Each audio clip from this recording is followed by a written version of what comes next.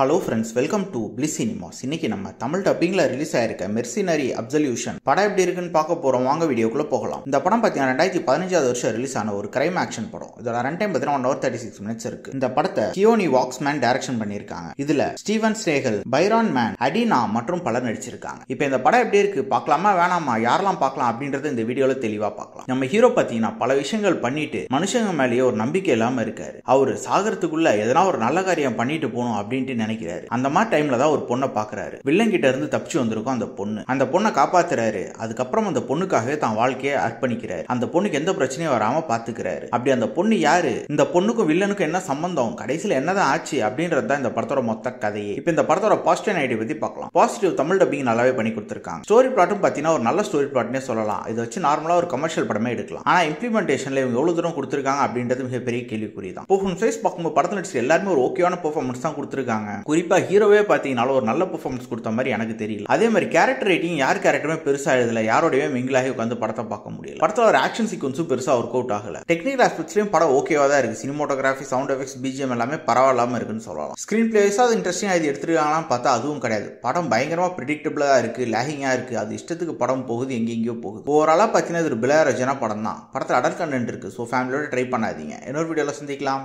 Thank you.